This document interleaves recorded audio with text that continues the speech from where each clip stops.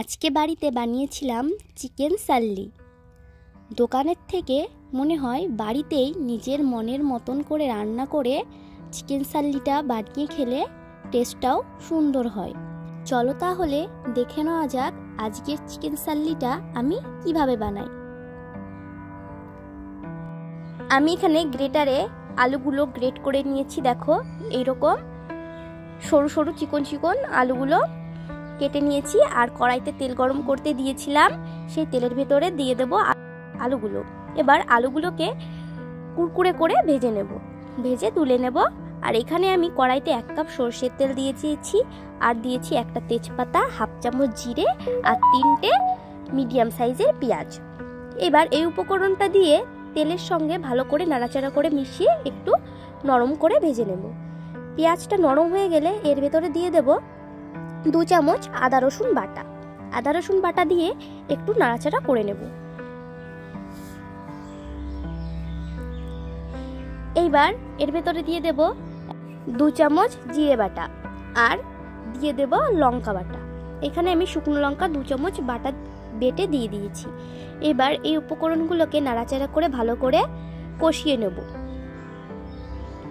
মশলাটা ভালো করে কষিয়ে মাংসটা রান্না করব। এইখানে দিয়ে দেব 2 চামচ লবণ, 2 চামচ হলুদ। লবণ হলুদটা দিয়ে এই মশলাটাকে ভালো মতন করে কষিয়ে নেব। যখন মশলাটা তেল ছেড়ে দেবে তখন এর ভেতরে দিয়ে দেব ধুয়ে রাখা চিকেনগুলো। আমি এখানে সব কয়টা চিকেন দিয়েছি। এবার মশলার সঙ্গে চিকেনটাকে ভালো করে কষিয়ে নেব।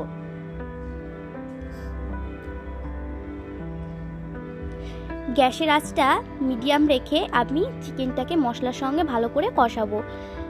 গ্যাসের আঁচটা বাড়িয়ে রাখলে এই মশলাটা পুড়ে যাওয়ার সম্ভাবনা থাকে, তাই আমি গ্যাসের আঁচটাকে মিডিয়াম রেখে মাংসটাকে ভালো করে কষিয়ে নেব। এবার মাংসটা কষানো হয়ে গেছে, এর ভেতরে দিয়ে দেব পরিমাপ মতন জল দিয়ে রেখে দেব জাল হওয়ার জন্য। 10-15 মিনিট মতন জাল করে নেব। মাংসটা যখন গলে যাবে তখন এর ভেতরে দিয়ে দেব গরম মশলা। এখানে চিকেনটা গলে গিয়েছে। এবার এর ভেতরে দিয়ে দেব 1 চামচ মতন গরম মশলা। এবার গরম মশলা দিয়ে নাড়াচাড়া করে নামিয়ে নেব। চিকেনটা নামিয়ে চিকেনের ওপর দিয়ে ছড়িয়ে দেব ভেজে রাখা আলুগুলো। আলু ভাজাগুলো চিকেনের উপরে ছড়িয়ে দিলেই তৈরি আজকের চিকেন সাল্লি। ভিডিওটি কেমন লেগেছে অবশ্যই আমাকে কমেন্টে জানাবে। ভিডিও ভালো লাগলে অবশ্যই একটা লাইক করবে।